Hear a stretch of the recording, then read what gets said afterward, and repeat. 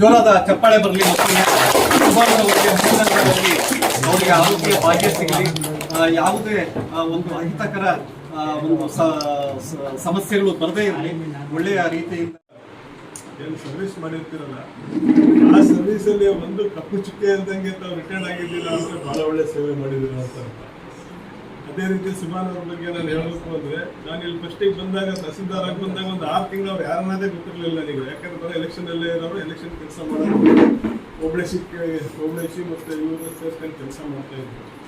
ಯಾವತ್ತೂ ಕೆಲಸದ ವಿಷಯದಲ್ಲಿ ನಾನು ಸುಭಾನ್ ಹತ್ರ ಏನು ನ್ಯೂನತೆ ಕಾಣಲಿಲ್ಲ. ನಾನು ಪ್ರತಿಯೊಂದು ಇವರಲ್ಲೂ ಚೆನ್ನಾಗಿ ಕೆಲಸ ಮಾಡಿರೋರು. ಮತ್ತೆ ಹೇಳಬೇಕು ಅಂದರೆ ಅದೇ ರೀತಿ ನಮ್ಮ ಇಲಾಖೆ ಬಗ್ಗೆ ನಮ್ಮ ಮುನಿವೆಂಕಟಪ್ಪ ಹೇಳಿದರು ಮತ್ತು ಶ್ರೀನಿವಾಸ ಹೇಳಿದರು. ನಾನು ಈಗ ಎಲ್ಲರೂ ಸೇರ್ಕೊಂಡಿದ್ದಾರೆ. ಒಂದೇ ಒಂದು ಮಾತು ಹೇಳೋದೇನೆಂದರೆ, ಎಲ್ಲರಿಗೂ ಗೊತ್ತಿದೆ ಕಂದಾಯ ಇಲಾಖೆಯಲ್ಲಿ ಕೆಲಸ ಜಾಸ್ತಿ. ಯಾಕೆ ಅಂದರೆ ಎಲ್ಲರೂ ಹೇಳ್ತಾರೆ ಮದರ್ ಡಿಪಾರ್ಟ್ಮೆಂಟ್ ಅಂತೇಳಿ, ಮದರ್ ಡಿಪಾರ್ಟ್ಮೆಂಟ್ ಅಂತ ಹೇಳಿ ಪ್ರತಿಯೊಂದು ಜವಾಬ್ದಾರಿನೂ ನಮಗೆ ಕೊಡ್ತಾರೆ. ಯಾಕೆ ಕೊಡ್ತಾರೆ ಇಲಾಖೆಗೆ ಅಂದರೆ, ಇಲಾಖೆ ಮೇಲೆ ನಂಬಿಕೆ ಇರೋದಕ್ಕೆ ಕೊಡ್ತಿದ್ದಾರೆ ಹೊರತು ಅವರು ಸುಮ್ಮನೆ ಕೊಡೋಲ್ಲ. ನಿಮಗೆ ಯಾವುದೇ ಒಂದು ಹೊಸ ಸ್ಕೀಮ್ ಅಂತಂದರೆ ಕಂದಾಯ ಇಲಾಖೆಗೆ ಅಂತ ಕೊಡ್ತಾರೆ. ಅದರಲ್ಲೂ ನಿಮಗೆ ಗೊತ್ತಿದ್ದಂಗೆ ಈ 3 ವರ್ಷದಿಂದ ಅಂತೂ ಇಲಾಖೆಯಲ್ಲಿ ಬಂದಿರೋ ಪ್ರೆಸರು ಈ ಹಿಂದ್ಗಡೆ ಸರ್ವಿಸಲ್ಲಿ ಯಾವತ್ತೂ ಇಲ್ಲ, ಅಷ್ಟು ಪ್ರೆಸರ್ ಈ 3 ವರ್ಷದಲ್ಲಿ ಬಂದಿದೆ ನಮಗೆ. ಪ್ರತಿಯೊಂದು ವಿಷಯದಲ್ಲಿ ಎಲ್ಲ ಗಣಕೀಕರಣ ಆಗ್ತಾ ಇದೆ. ಪ್ರತಿಯೊಂದು ವಿಷಯನೂ ನೀವು ಗಣಕೀಕರಣದಲ್ಲೇ ಮಾಡಬೇಕು. ಪ್ರತಿಯೊಂದಕ್ಕೂ ತೊಂದರೆ. ನಿಮಗೂ ಗೊತ್ತಿದೆ, ಸ್ಟಾರ್ಟಿಂಗಲ್ಲಿ ಹೊಸದಾಗಿ VS ಬಂದಿದ್ದಾರೆ, ಅವ್ರಿಗೆ ಕಳುಬಿಡಿದ್ರಲ್ಲ VS ಅವ್ರಿಗೆ ಗೊತ್ತಿದೆ ಏನಂತ. ಆದರೆ ಮುಂಚೆ ಯಾವ ಟೈಪ್ ಕೆಲಸ ಇತ್ತು, ನಾನು ಬಂದಾಗ 1 ವರ್ಷ 2 ವರ್ಷ ಆದಮೇಲೆ ಎಷ್ಟು ಕೆಲಸ ಸ್ಟಾರ್ಟ್ ಆಗಿದೆ ಅಂತ ಪ್ರತಿಯೊಬ್ಬರಿಗೂ ತೊಂದರೆ ಆಗಿದೆ. ನಾವು ನಿಮ್ಮ ಪ್ರೆಸರ್ ಆಗ್ತಿದ್ದೀವಿ ಅಂತ ನಾನು ಇಲಾಖೆಯಲ್ಲಿ ಯಾವುದೇ ಒಂದು ತೊಡಕು ಅನುಭವಿಸದೆ ನೆಮ್ಮದಿಯಾಗಿ ರಿಟೈರ್ಡ್ ಆಗ್ತಾ ಇದ್ದೀವಿ. ಅವರಷ್ಟು ಪುಣ್ಯಾತ್ಮ ಯಾರೂ ಇಲ್ಲ ಈಗಿರೋ ಒಂದು ವ್ಯವಸ್ಥೆ.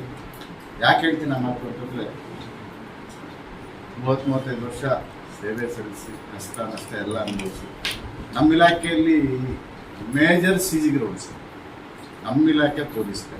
ಯಾಕೆ ಕಾರಣ ಏನಪ್ಪ ಅಂತಂದರೆ ಒತ್ತಡ, ಮಾನಸಿಕ ಒತ್ತಡ. ಆ ಮಾನಸಿಕ ಒತ್ತಡ ತಡ್ಕೊಳ್ಳೋದಕ್ಕೆ ನಮ್ಮವರು ಒಂದು ಕೆಟ್ಟ ಅಭ್ಯಾಸಗಳನ್ನು ಬೆಳೆಸ್ಕೊಂಡು, ಆ ಕೆಟ್ಟ ಅಭ್ಯಾಸಗಳು ಬೆಳೆಸ್ಕೊಂಡು ಆರೋಗ್ಯ ಬೆಳೆಸ್ಕೊಂಡು ಮನೆ ಕಡೆ ಮೆಟಲ್ ಕಡೆ ಈಗ ಸಾಹೇಬರು ಯಾಕೆಂದರೆ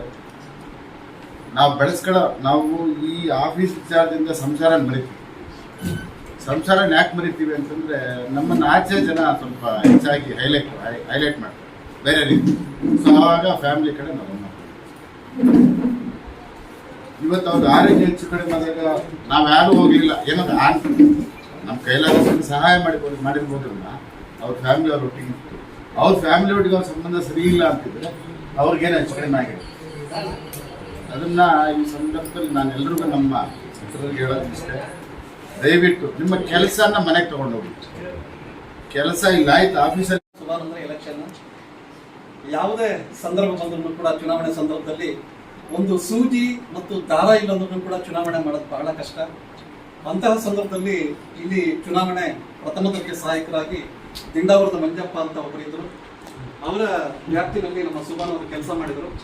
ಮಂಜಪ್ಪ ಅವರಿಗೆ ಇಬ್ಬರಿದ್ರೆ ಸಾಕಾಗಿತ್ತು, ಒಬ್ಬರು ಹೋಬಳೇಶು ಜೊತೆಗೆ ಮತ್ತೆ ನಮ್ಮ ಸುಭಾನ್. ಇವರಿಬ್ಬರಿದ್ರೆ ನಾನು ಎಂಥ ಚುನಾವಣೆ ಬೇಕಾದರೂ ಮಾಡ್ತೀನಿ ಅನ್ನೋಂಥ ಒಂದು ಆತ್ಮಸ್ಥೈರ್ಯ ಮಂಜಪ್ಪ ಅವರಿಗೆ ಇತ್ತು. ಅವರು ಸುಭಾನಿಗೆ ಒಂದು ಮಾತನ್ನು ಹೇಳಿದ್ರೆ, ಇಷ್ಟು ದಿನ ನಮ್ಮ ಇಲಾಖೆಯಲ್ಲಿ ಸುದೀರ್ಘವಾದ ಸೇವೆ ನೀಡಿ ಎಲ್ಲರ ಜೊತೆ ತುಂಬ ಚೆನ್ನಾಗಿ ಬೆರೆತ್ಕೊಂಡು ಜನಗಳನ್ನ ಚೆನ್ನಾಗಿ ನಿಭಾಯಿಸಿ ನಮ್ಮ ಇಲಾಖೆಯಲ್ಲಿ ಉತ್ತಮವಾದ ಸೇವೆಯನ್ನು ಕೊಟ್ಟಿದ್ದಾರೆ. ಇವತ್ತು ಅವರು ನಿವೃತ್ತಿ ಹೊಂದ್ತಾ ಇದ್ದಾರೆ. ಅವರ ನಿವೃತ್ತಿ ಜೀವನ ಸುಖಕರವಾಗಿರಲಿ ಅಂತ ಆಶಿಸ್ತಾ ನಾನು 2 ಮಾತುಗಳನ್ನು ಮುಗಿಸ್ತೇನೆ. ಈಗ ಅವರ ಜೊತೆಗೆ ಕರ್ತವ್ಯವನ್ನು ನಿರ್ವಹಿಸಿರ್ತಕ್ಕಂಥ ಅನೇಕ ಸಹೋದರಿಯರು ಇದ್ದೀರಿ. ಅವ್ರ ಬಗ್ಗೆ, ಅವರ ಒಂದು ಕರ್ತವ್ಯದ ಬಗ್ಗೆ, ಅವರ ಬದುಕಿನ ಬಗ್ಗೆ ತಮ್ಮ ಅಭಿಪ್ರಾಯಗಳನ್ನು ಪುಟ್ಟಲಕ್ಷ್ಮಿ ಹೇಳಿದಾಗೆ 2 ಮಾತುಗಳಲ್ಲಿ ಹೇಳಿದರು ಸಾಕು ಅಂತ ಹೇಳ್ತಾ, ಯಾರಾದರೂ ಮತ್ತೆ ಮಾತನಾಡೋರಿದ್ರೆ ಮಾತನಾಡಬೇಕು ಅಂತೇಳಿ ತಮ್ಮಲ್ಲಿ ವಿನಂತಿ ಮಾಡಿಕೊಳ್ತೇನೆ.